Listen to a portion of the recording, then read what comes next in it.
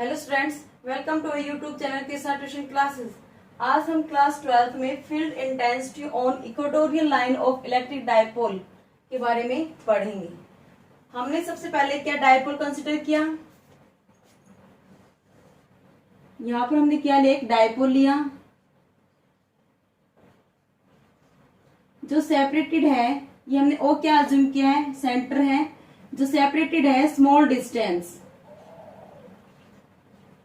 Total distance कितनी होगी यहाँ पर 2a।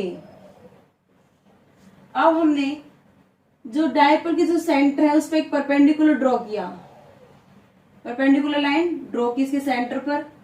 उस लाइन को हम क्या बोलते हैं, इक्वेटोरियल लाइन।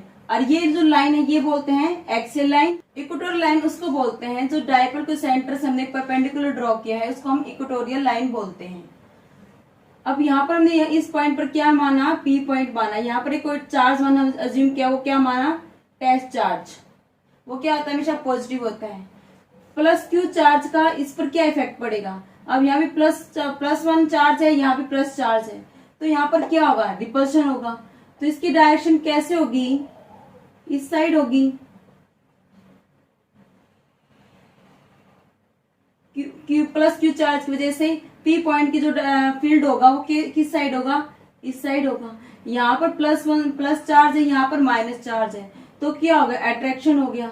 तो इसकी डायरेक्शन किस साइड हो गई, इस साइड हो गई। यहाँ पर हमने क्या माना, ये हमने क्या माना E1, ये माना हमने E2 माना। यहाँ पर हमने पी पॉइंट अज्यूम किया हुआ है, यहाँ पर टेस्ट चार्ज अज्यूम किया है। अब हमने इसको दो कंपोनेंट में रिजोल्व कर लिया। E2 को हमने दो कंपोनेंट में रिजोल्व करेंगे यहाँ पर। तो ये क्या हो गया, E2 साइन थीटा, और ये क्या होगी इधर E2 कोस थीटा। और ऐसे ही हम E1 को भी रिजोल्व करेंगे। तो E1 का क्या होगा, ये इधर E1 साइन थीटा, और इस साइड ही होगा E2 कोस थीटा। देखिए E1 कोस थीटा। यहां पर एंगल हमने क्या माना है, थीटा। तो यहां पर जो एंगल है इस वजह से यहां पर क्या हो गया एंगल, ये थीटा क्रोस्पोंडिंग एंगल होगी। तो ये भी एंगल क्या हो गया, थीटा हो गया। पी पॉइंट से ओ के बीच की जो डिस्टेंस हमने क्या मानी है, वो आर मानी है। तो जहां पर E2 को साइन थीटा है, E1 कोस E1 sine theta, E2 sine theta और E1 साइन थीटा क्या हो जाएंगे, कैंसिल आउट हो जाएंगे, क्योंकि इक्वल एंड अपोजिट डायरेक्शन में है। E1 sine theta and E2 sine theta क्या हो जाएंगे, कैंसिल। क्यों हो जाएंगे, because equal and opposite direction.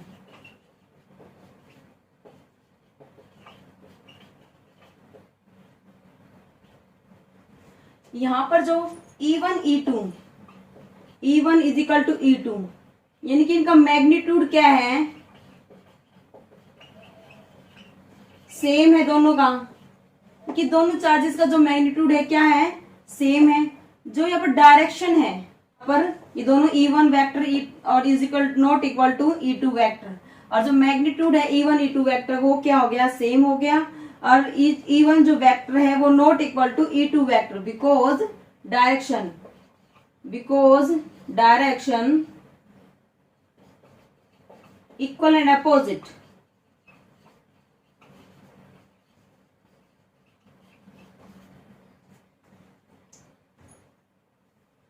अब हम इस चार्ज की वजह से, प्लस क्यू चार्ज की वजह से यहाँ पर पी पॉइंट पे कितनी फील्ड इंटेंसिटी ये फाइंड आउट करेंगे।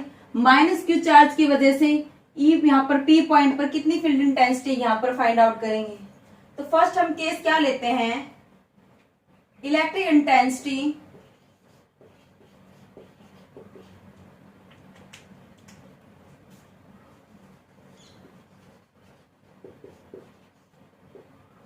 Eight point P to minus Q charge क्या हो गई E1, क्योंकि इन दोनों के बीच में जो डायरेक्शन है P पॉइंट और माइनस क्यू की जो डायरेक्शन है वो किस साइड है, E1 है। E1 से डिनोट किया हमने इसको, तो E1 is equal to 1/4 pi epsilon naught Q, इनके जो डिस्टेंस या क्या मानिए R, तो ये क्या है A, ये पाइथागोरस थ्योरम से यहाँ के हम डिस्टेंस निकालेंगे, वो क्या हो जाएगी √r² प्लस a²। इसी तरह पाइथागोरस थ्योरम का यूज करके ये क्या A हो गया बेस, यहाँ क्या होगा ये परपेंडिकुलर डिस्टेंस R, हाइपोटेन्यूज निकालेंगे, यहाँ पर क्या होगा r² प्लस a²। तो यहाँ पर डिस्टेंस क्या आ गई r² प्लस a²। यहाँ इसका हम स्केयर करें तो √, से ये 1/2 से 2 कैंसिल हो जाएगा, तो क्या बच जाएगा r² प्लस a²। ये हमारी क्या हो गई फर्स्ट इक्वेशन हो गई। सेकंड इक्वेशन हम क्या निकालेंगे, इलेक्ट्रिक इंटेंसिटी। सेकंड केस हमने क्या लिया, electric intensity at point P due two plus Q charge.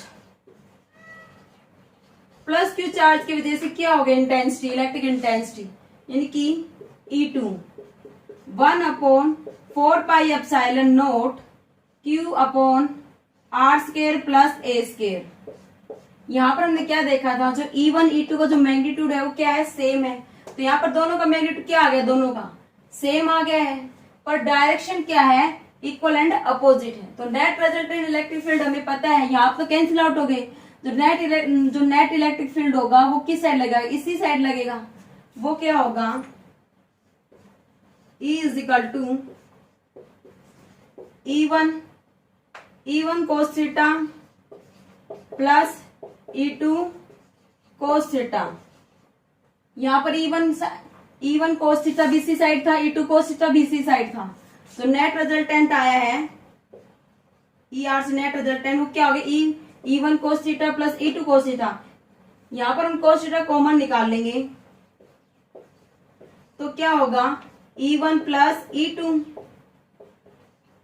हमने क्या बताया था, जो मैग्नीट्यूड था E1 is equal to E2, दोनों का मैग्नीट्यूड सेम है, तो हम इन दोनों में से किसी को भी एक एक को लिख सकते हैं। तो फिर यहाँ पर क्या आ गया twice of E1 cos theta. अब हम E1 की वैल्यू पुट कर देंगे यहां से, तो फिर क्या हो गया, अब हम यहाँ पर E1 की वैल्यू पुट कर देंगे, तो रिजल्टेंट इंटेंसिटी हमारे पास क्या आ गई 2 E की वैल्यू पुट करेंगे 1/4 pi epsilon note r², distance क्या थी हमारे पास r² plus a² into upon क्या है Q है। cos थीटा की वैल्यू हम यहां से पुट करेंगे इस ट्रायंगल से, तो क्या होगी base upon hypotenuse a upon में r² प्लस a² की पावर 1/2, क्योंकि cos थीटा क्या होता है हमारे पास बेस अपॉन हाइपोटेन्यूज। और डायपोल मोमेंट हमारे पास क्या होता है Q इंटू 2a। तो हम यहां से देखो Q इंटू 2a, यहां पर हम क्या लिख सकते हैं डायपोल मोमेंट ऊपर इस टर्म को अपॉन 4 पाई epsilon note r² plus a²। अब इन पावर को हम ऐड करें, इसकी पावर 1 है, इसकी पावर 1/2, अब पावर को ऐड करेंगे तो क्या हो जाएगा 3/2। जब बेस सेम हो तो क्या होती है पावर ऐड हो जाती है। रिजल्टेंट इंटेंसिटी हमारे पास क्या आ गई, ये आ गई किसके ऊपर, इक्वेटोरियल लाइन के ऊपर P पॉइंट की। अब क्या है जो डिस्टेंस है वो क्या है वेरी स्मॉल है, जो डायपोल की जो डिस्टेंस है वो क्या है वेरी स्मॉल, तो हम इसे क्या करेंगे नेग्लेक्ट कर देंगे यानी कि 0 ज्यूम कर लेंगे। तो फिर यहां से हमें क्या मिल जाएगा डायपोल मोमेंट अपॉन 4 पाई एप्सिलॉन नोट r² इंटू में 3 की पावर 1/2। यहां से हम आगे सोल्व करते हैं इसको। डायपोल मोमेंट P को हम कैसे लिखते हैं डायपोल मोमेंट से 4 पाई एप्सिलॉन नोट r की पावर 2 इंटू 3/2, 2 से 2 कैंसिल हो गया तो r की पावर कितनी बच गई 3 बच गई, तो P upon 4 pi epsilon not r की पावर 3। ये हमें क्या मिल गया, रिजल्टेंट इंटेंसिटी। इसे हमने ER से डिनोट किया है। हमने एक्सेल का केस पढ़ा था, ये इक्वेटोरियल पे मिला है। जब हमने एक्सेल का केस पढ़ा था, हमने वहां पर क्या देखा था, वहां पर ट्वाइस ऑफ P आया था upon 4 pi epsilon not r cube. It means इससे हमें क्या समझ में आता है, जो इक्वेटोरियल होते हैं, इक्वेटोरियल इंटेंसिटी, इक्वेटोरियल में जो इंटेंसिटी थी वो क्या थी, हाफ थी एक्सियल की। जो इक्वेटोरियल की जो इंटेंसिटी है वो हाफ है एक्सियल की, एक्सियल इंटेंसिटी की। क्योंकि एक्सियल में क्या था, ट्वाइस ऑफ P, इक्वेटोरियल में क्या है, P। अब हम इसमें क्या पढ़ते हैं आगे, जो डायरेक्शन होगी, ये तो क्या हो गया, मैग्नीट्यूड आया, इसकी डायरेक्शन क्या होगी, हमारा रिजल्टेंट क्या है, इस साइड आया। और डायपोल की जो डायरेक्शन होती है नेगेटिव टू पॉजिटिव, यानी कि जो E की डायरेक्शन है, E की जो डायरेक्शन है वो अपोजिट है टू डायपोल। और एक्सेल के केस में हमने क्या पढ़ा था, उनकी दोनों की डायरेक्शन क्या थी, सेम थी। E की डायरेक्शन भी सेम थी और डायपोल की डायरेक्शन सेम थी, यानी कि एक ही एक्सेल लाइन पे लाई कर रही थी। यहाँ पर जो डायरेक्शन है इक्वेटोरियल पे वो क्या है, अपोजिट है। देखिए E रिजल्टेंट तो इस साइड है और जो डायपोल की डायरेक्शन क्या है वो इस साइड, यानी कि यहाँ पर क्या हो गया, ये E एंड और P दोनों क्या है, अपोजिट है। और यहाँ पे जो E और P थे एक्सेल केस में, दोनों एक ही लाइन पे लाई कर रहे थे, यानी कि एक्सेल लाइन पे लाई कर रहे थे, यानी कि सेम डायरेक्शन थी। आज की वीडियो में इतना ही पढ़ेंगे। Thank you so much.